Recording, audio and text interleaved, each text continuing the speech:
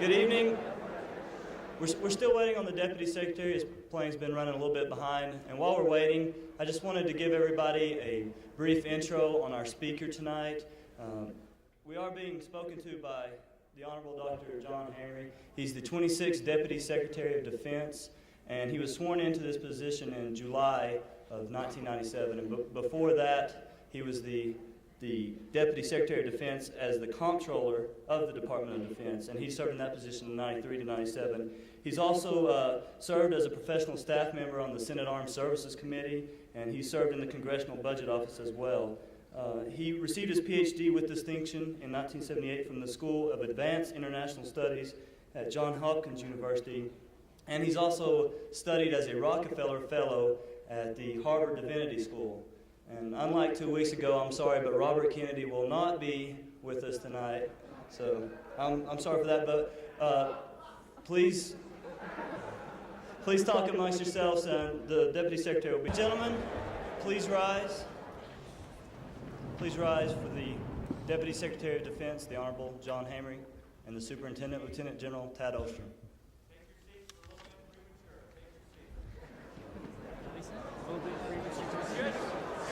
If I could ask everyone to stay seated, we'll be started here in a few minutes. Thank you. We'll get it right on the third time. Ladies and gentlemen, please rise. The Deputy Secretary of Defense, the Honorable John Hamre, and the Superintendent, Lieutenant General Ostrom.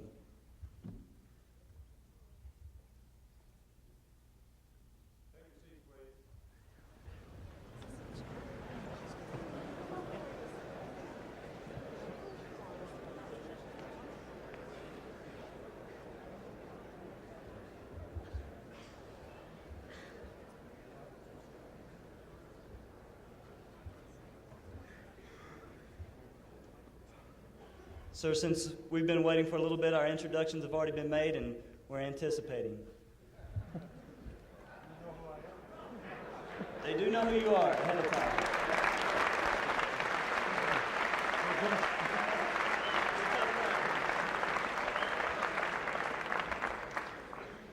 Oh boy. You said good luck. I don't know what that meant. I must say this is rather intimidating.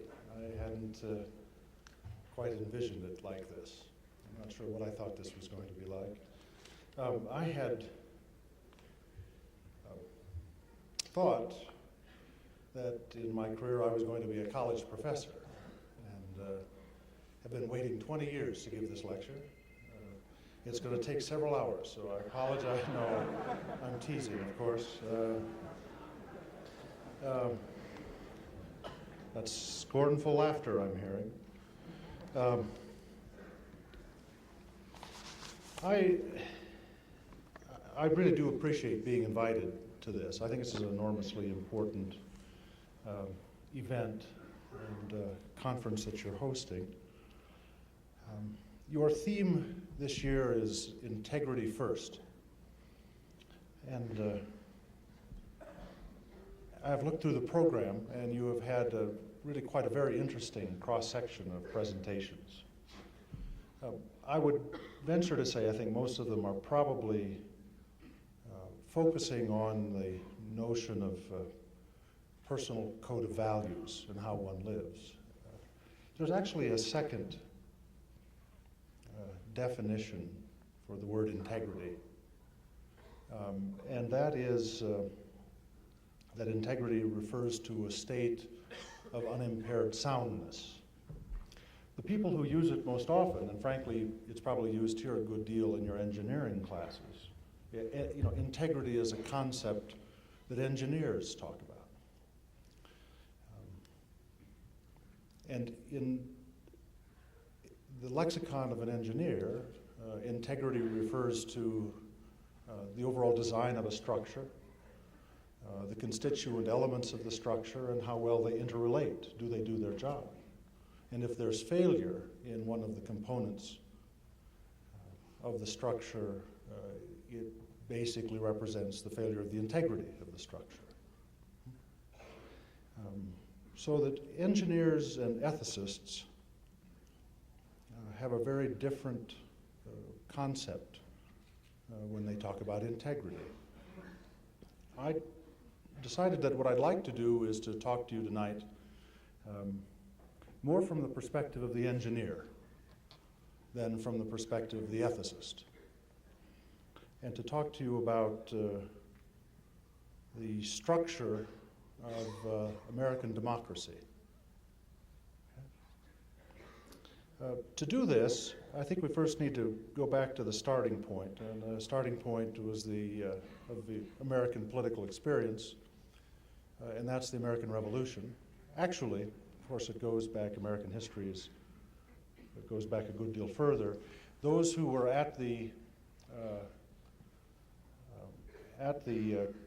Constitutional Congress when the Declaration of Independence was signed in 1776, most of the people who were there actually had been third and fourth generation Americans. They had been in the United States for, then America, colonies had been here for several scores of years, 100 years, 130 years. Harvard University, for example, had its 125th anniversary before the Declaration of Independence. So we weren't exactly a new place at the time.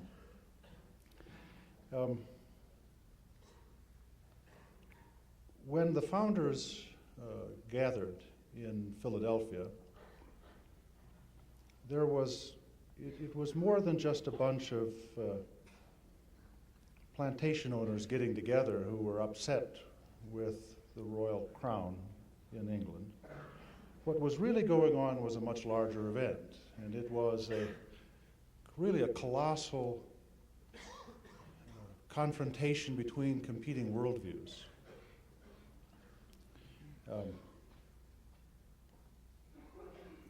Up until that time, most government around the world was characterized by monarchies. And what connoted and gave authority to a monarch? Well, most monarchs got in power, frankly, on the battlefield. They won the fight, defeated an opponent, and named themselves the king. But that didn't give them legitimacy. What gave them legitimacy was, frankly, a meeting with the bishop, who on behalf of the Pope coronated them as the king. That view was profoundly not shared by the founding fathers of American democracy. They had a very, very different perception of what constituted legitimacy of government. Their view was that government really derives its authority from the people who live there, and that inherent rights belong to you and me as individuals, and we're willing to give up some of those rights to a government to act on our behalf. Frankly, this debate's going on quite hot, still today in American society. You hear it every day, in Washington. It's very much a part of the backdrop of American politics. And you see it in the words of the Declaration of Independence. When in the course of human events it becomes necessary for one people to dissolve the political bands which have connected them with another, and to assume among the powers of the earth the separate and equal station to which the laws of nature and nature's God entitle them, a decent respect to the opinions of mankind requires that they should declare the causes which impel them to separation. I mean, this is a very rationalistic concept of government. Government really grew out of the authority of the people who were gathered together and chose to form a government. And if they didn't like the one they had, they formed a new government. Now, the Declaration of Independence goes on with the next phrase, which is probably most famous to everyone. We hold these truths to be self-evident, that all men are created equal. And it goes on. You're familiar with the words. Now, the founding fathers really weren't talking about man in this sense, in an anthropomorphic sense, man meaning mankind. They didn't mean that at all.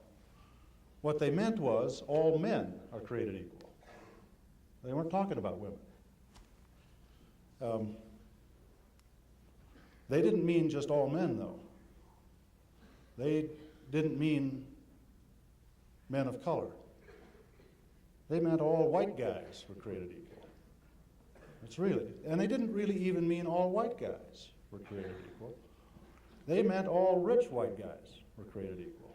Because at that time, their concept of democracy was that you really only trusted property owners to form a government. You really didn't trust other people. So this Constitution that was formed was really based on a premise that human beings are very rational.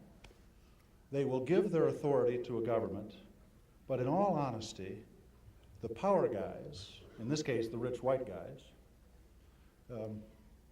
didn't trust the rest of the public. Now,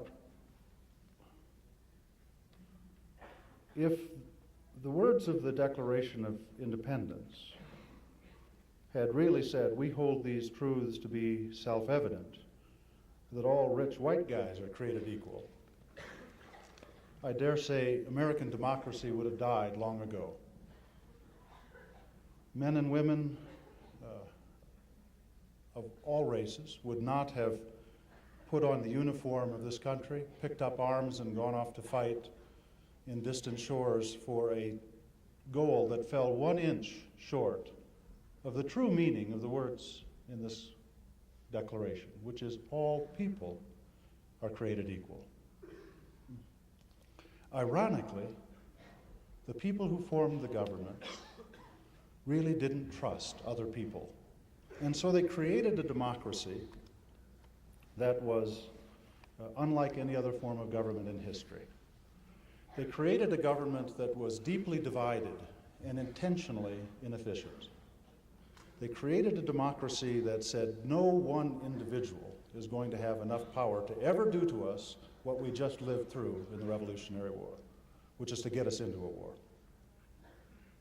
So they divided the government. They divided the government profoundly. They divided it between a president and a Congress. They divided it between a House and a Senate. They divided it internally. And they took these divisions deep into our government. They said that the president will be commander-in-chief. But the president, as commander-in-chief, cannot declare war by himself. The president, as commander-in-chief, cannot spend a penny without getting the money first from a Congress. The president is authorized to appoint other individuals to act on his behalf. My boss is one of those individuals. I'm one of those individuals. But I cannot have this job without getting the permission of the Congress, in this case the Senate, to sit in this job. See, we divided this government profoundly. Now you might ask yourself, how in the world do we get anything done? You know, this was a government unlike anything else where it was designed not to separate the functions of government and so that one organization does one thing, another organization does something else, but every single function of the government is divided among different bodies.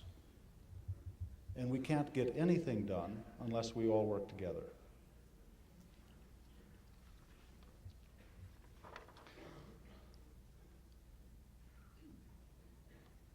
At its core, this was a government that was formed that was deeply skeptical about human nature. You know, human beings are not born naturally courageous or honest or with integrity. Frankly, if they were, we wouldn't need to hold conferences like this, right? You know, I mean, human beings actually, the way they're born in their natural state, tend to cheat. They cheat on their exams. They cheat on their taxes. They cheat on their spouses. That's really the true human nature. And character and integrity and the values that we cherish in our armed forces are learned attributes. They're things we study. These are characteristics that we emulate by watching and learning from others. Now here's where I want to bring together these two definitions of integrity. You know, this form of government that we've created would collapse if it doesn't have people of integrity at every level. And by that, I don't mean just me, I also mean you. And I'm not kidding about that. I'm not kidding about your personal responsibilities. Let me give you an example. About a year ago, I was in Bosnia and personally gave a citation to a corporal who personally could have gotten us into a shooting war, but had the discipline and the good sense and the courage to have held back and have done exactly the right thing. One soldier could have gotten the United States into a shooting skirmish, and I don't know if it could have gotten to a bigger war. Frankly, it is that character, that sense of courage and integrity, that is a structural component we have to have in this government. We do not want you in the Air Force if you're not a person of character. We can't afford to have you in the Air Force if you're not a person of character, because too much depends on it. I know you may think, well, you're one of, in this case, 4,000. You may be one of 400,000 when you graduate. And what's one person? I absolutely assure you, you're going to be in positions at some point in your professional career where you're going to be tested mightily, and we cannot afford to have someone who's not up to the job. It's essential for us as a democracy to have people of genuine talent, because otherwise our structure of democracy will collapse. And that goes from the very top in our government to the first entry level in the Department of Defense. So it's crucial that you take advantage of the time here, not just here at the Academy, but it's crucial that you take the time to study deeply from these last 2 days and think about it. Because I'll tell you, we really genuinely are going to depend on your personal character to make sure that the integrity of American democracy is solid into the next millennium. I thank you for taking the time to listen to me. I know that many of you are more interested probably in questions that you would like to ask of me. I would like to take the time that we have and to now shift over more to a question and answer period. And so may I open it up? I understand we have some microphones, and would ask people to, at this stage, step forward and ask whatever you'd like.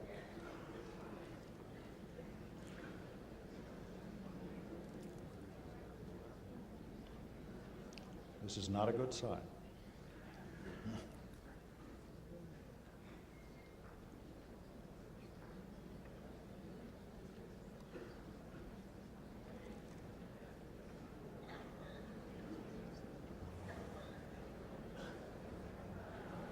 A very brave man.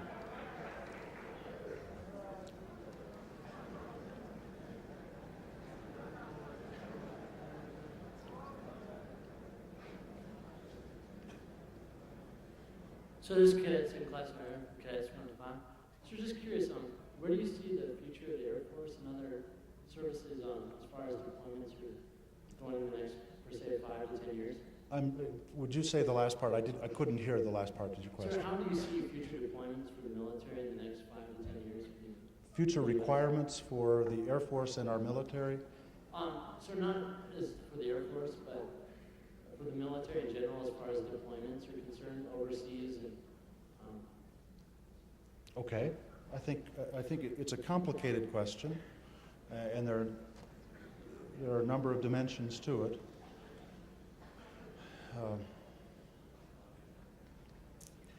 Let's first start. I think the United States, we're at the pivot point of the century. We're here at wrapping up the 20th century and getting ready to enter into the 21st century.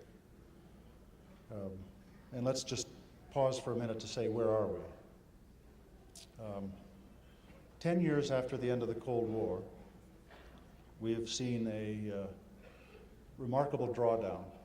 We are about 40% smaller than we were in 1989. And despite 10 years of a drawdown, I think the forces we have are in remarkable shape. Our last operation in Iraq was executed almost flawlessly. I know of only one operational sortie where, for mechanical reasons, we couldn't carry out the mission.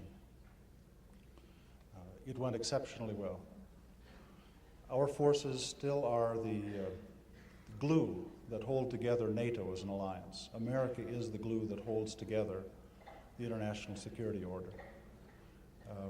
There is a spirit of innovation in our armed forces that is unparalleled, the only place in the world. And it is better today than it was 10 years ago, and our innovation and ingenuity as warfighters is going to be dramatically better 5 years from now. It's really tremendous. Having said that, we're spread very thin. Our forces are spread all over the world, and our deployment tempo is probably 3 times higher than it was 10 years ago, even though we have 40% fewer forces. First, I foresee absolutely no change in the international environment that's going to make America any less crucial for the security posture around the world than it is today. If anything, I think we're going to become more important.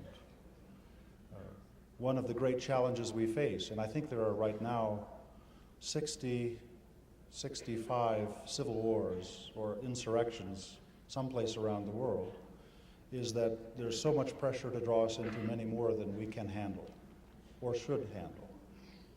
So, to your question, what are the requirements for our armed forces, you say in the future, in 5 years from now? I can only say I think you're all going to be very busy. And I think the demands on our armed forces are going to be as heavy as they are today and possibly even heavier. I see absolutely nothing on the horizon that's going to make America as a military force less crucial to the overall security posture of the world than it is today.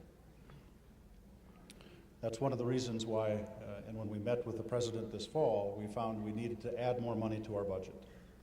And we have proposed to increase our budget by about $110 billion, because we're going to have to do that to maintain the integrity of the forces with all the strains we're under. So if your question is there a future for you in the Air Force, I think the answer is absolutely, and it's going to be a very busy one. Yes, sir.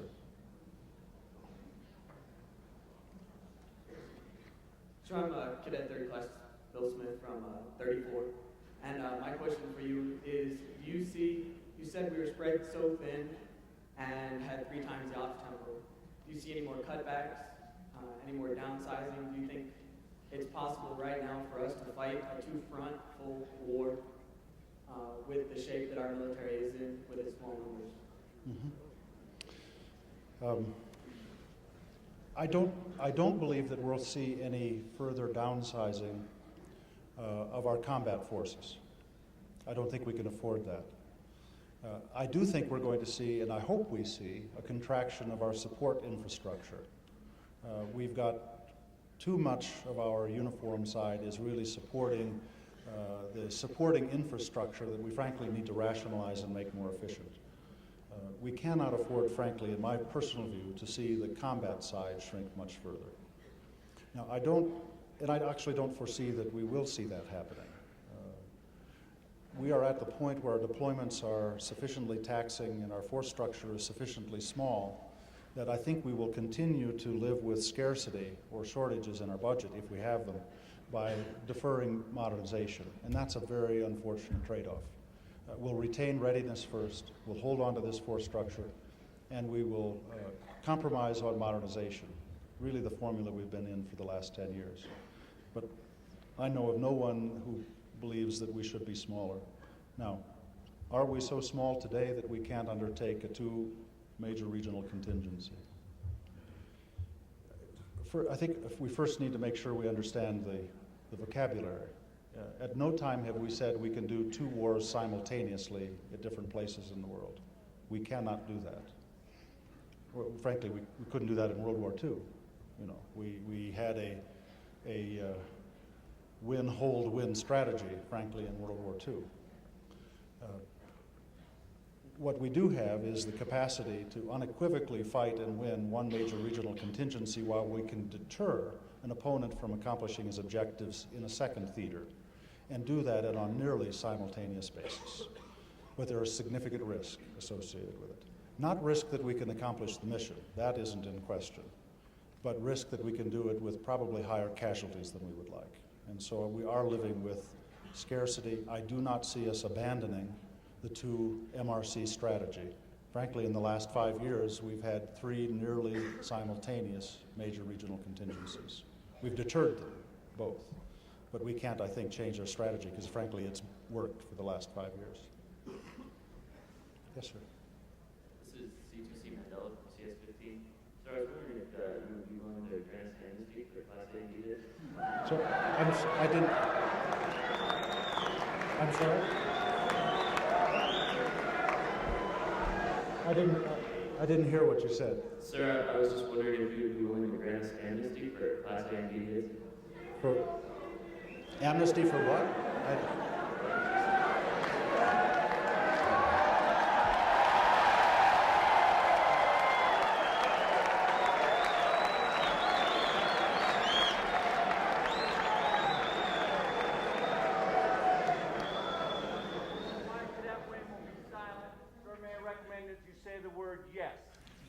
Yes. Thank you very much, sir.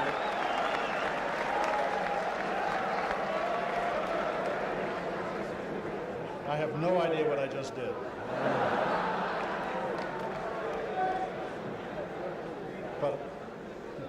But I clearly should have started this way.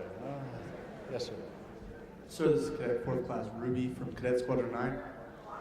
I was wondering, sir, how prepared are mainframes, missile systems, and computer online systems for the year 2000 and what the bug might do to us?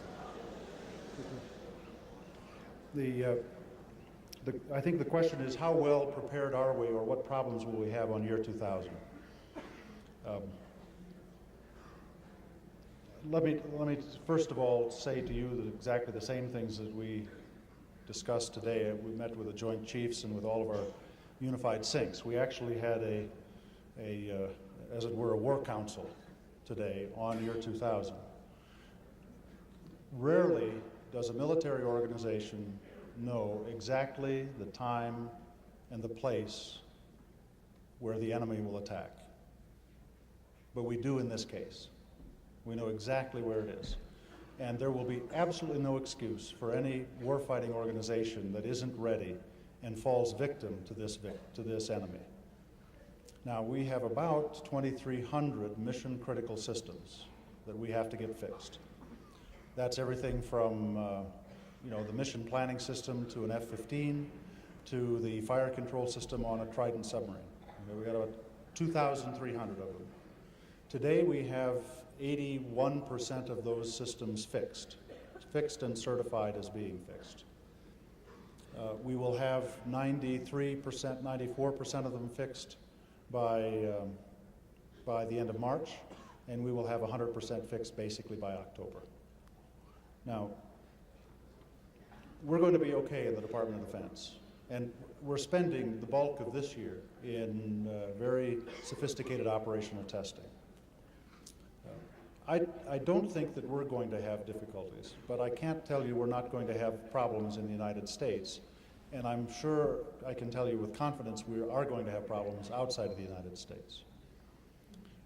Where are we worried? We are worried first that countries where we have our forces stationed overseas might not be ready, and so we could have problems in places like Germany and Japan and Korea with electricity and things of that nature. Now, each of the unified commanders-in-chief today had laid out a plan on how they're going to be working with the host government to try to get them fixed, but we do not have confidence right now that those problems will be fixed. We're very worried about the situation in places like Russia. They are way behind schedule and do not have the money it takes to fix. We're going to, just the Department of Defense, we're going to spend about $3 billion fixing our year 2000 problem in the systems.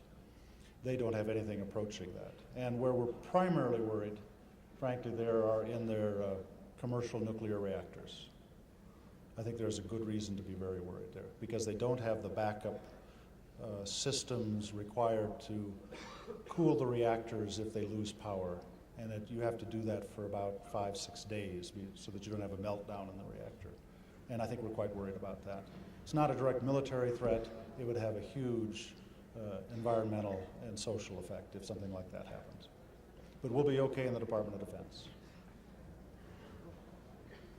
Yes, sir? Sir, my name is C2C Paul Anderson from Cadet Squadron 12. And I've heard a lot of discussion about how the moral standards of the military are pulling away from those of the United States citizenry in general.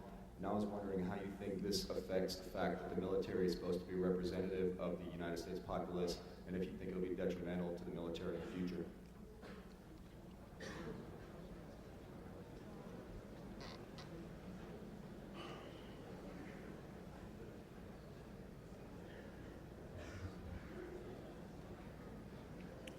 This is a very, very hard question.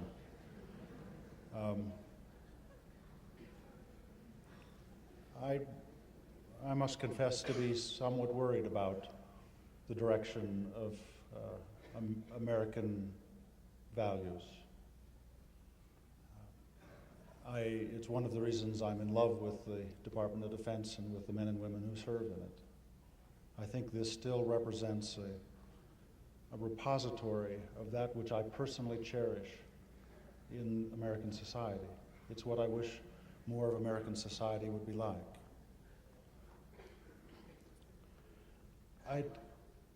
And as I said earlier,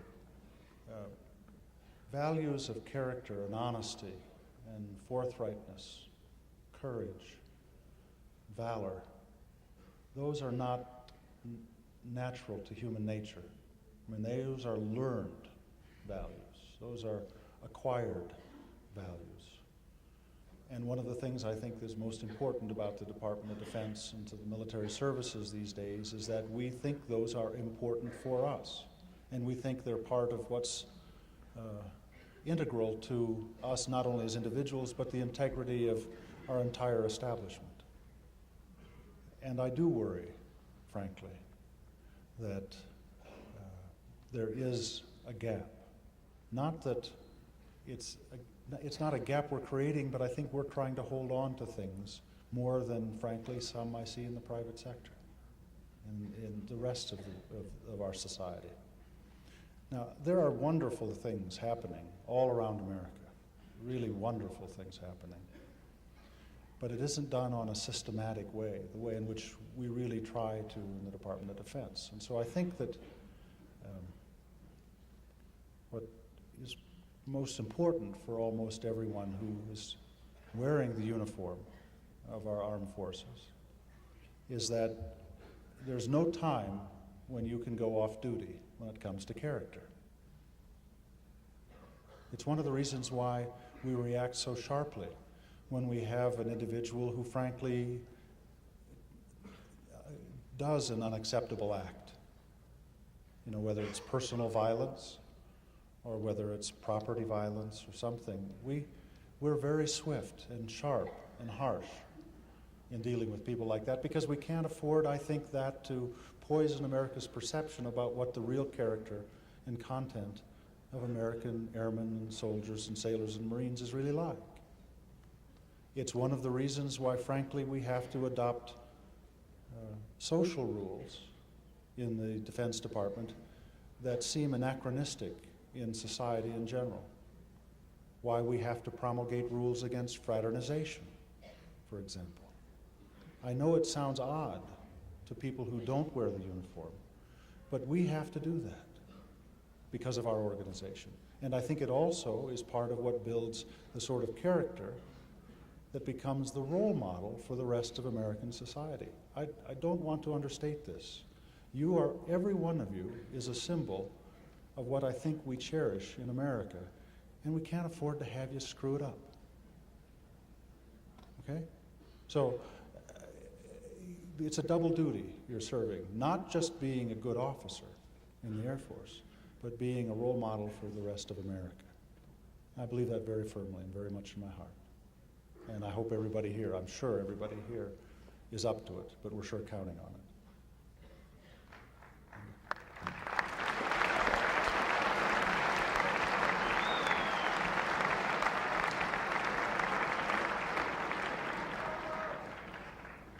Sir, my name is Cadet Second Class Hall from Cadet Squadron 38. In light of your answers to the previous questions and the discussions we've had in the past week in the symposiums concerning integrity as members of the armed services, do you think it's still America's standpoint and our moral obligation to get involved in things overseas, or are we doing a lot of the activities we're doing now just because it's in the interest of American politics and economic ventures? Mm-hmm. Well, I've got several ways I want to answer this question.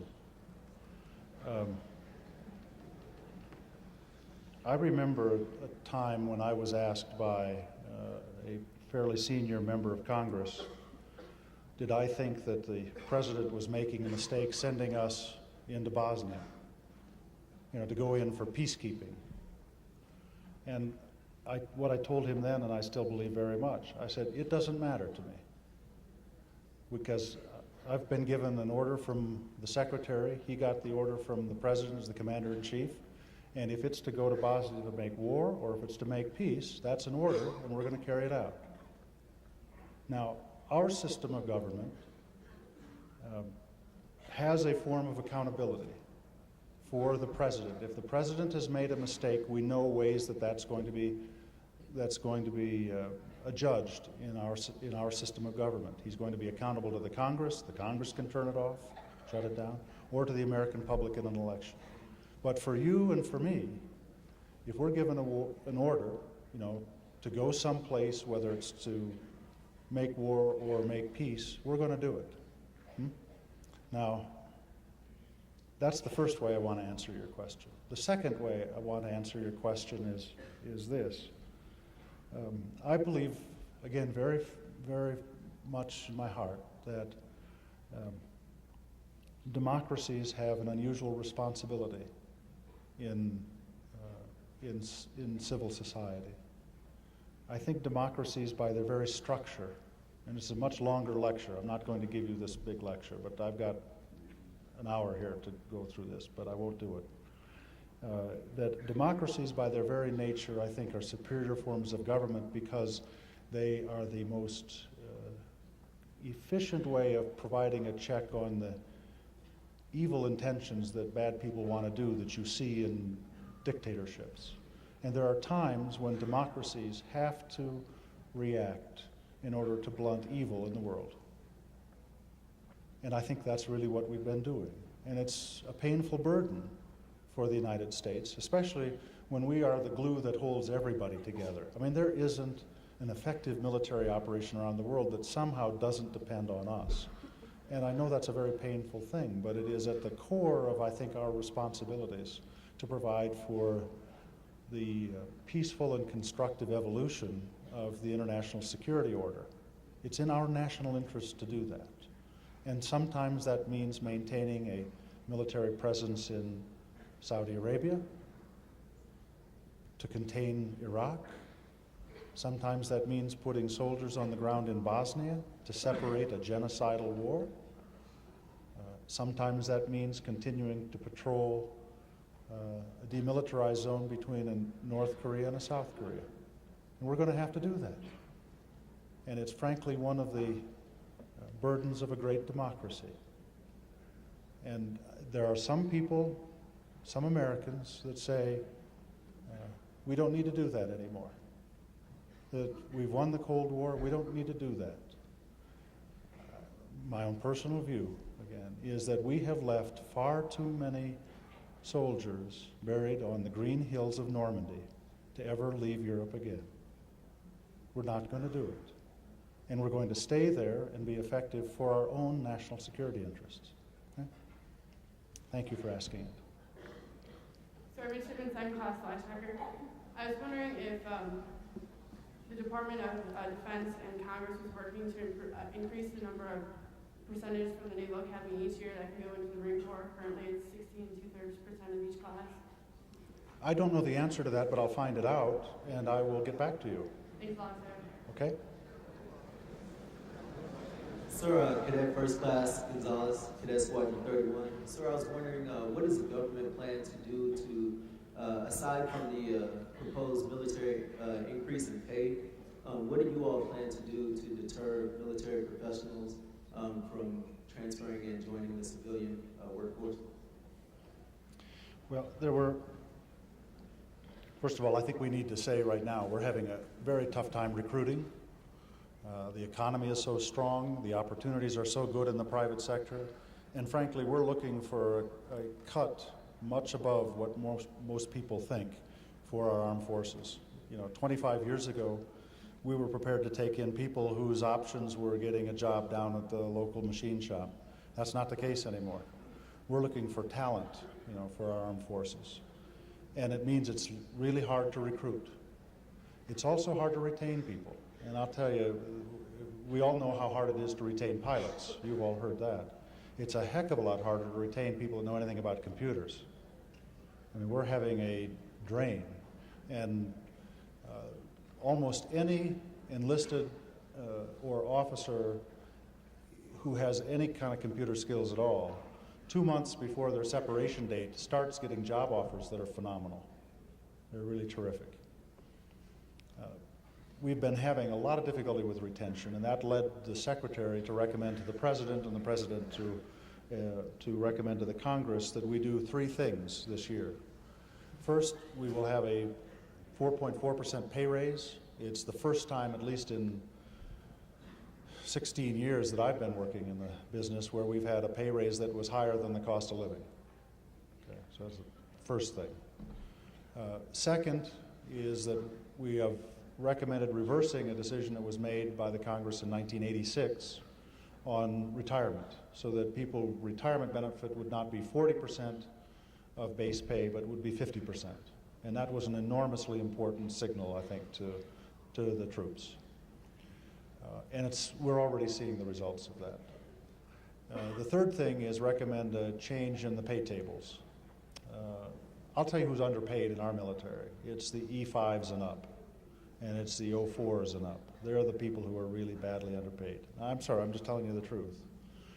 But we need to do something about that, and we're recommending a significantly higher increase in pay for those wage grades, and pay that's tied to performance, not to longevity. Now, even though we've recommended doing all that, I will have to say right now that people are not going to join the military to get rich. People did not come here, and you didn't come here, to make money. I think there are 2 kinds of people in the world. I think there are some individuals who really it's important to have a job so that they can have the creature comforts that come with having a good income. And then I think there is the other group of people who really chose a path because they want to live a bigger life than their own creature comforts. I think that's why people join our armed forces, is because they say, I want to be a part of something big and important and grand.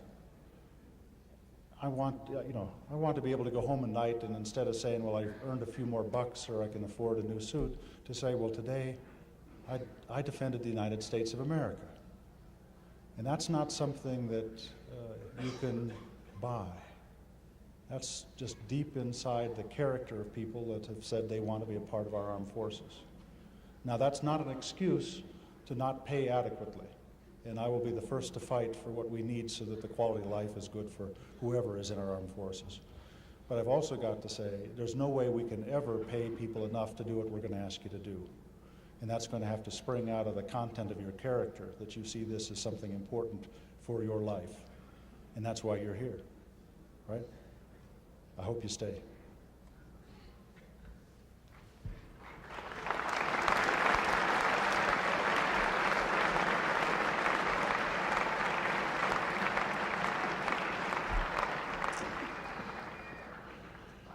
we've run out of interest.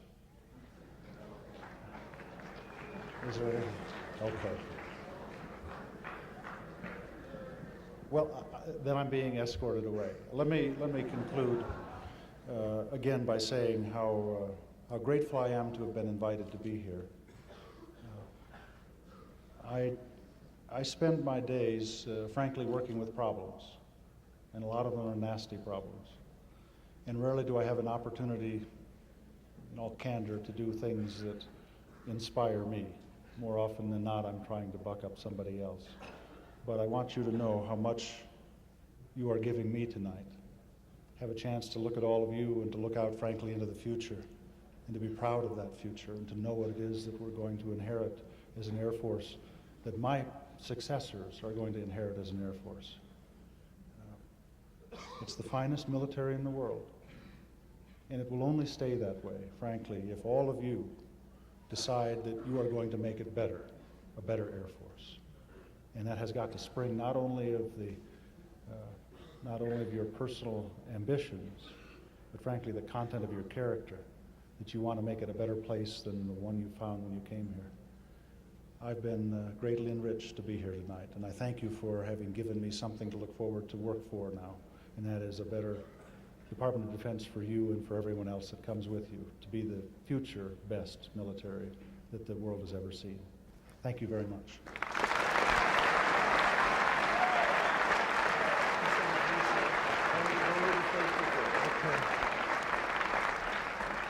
Well, Dr. Hamre, we sure do appreciate your views on values in the military, and you did score big points tonight with the cadet wing on amnesty.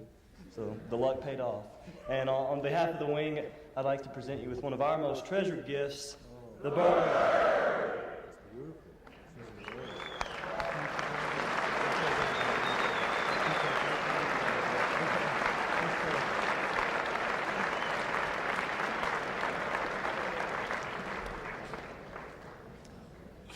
Please rise for the departure of the distinguished visitors.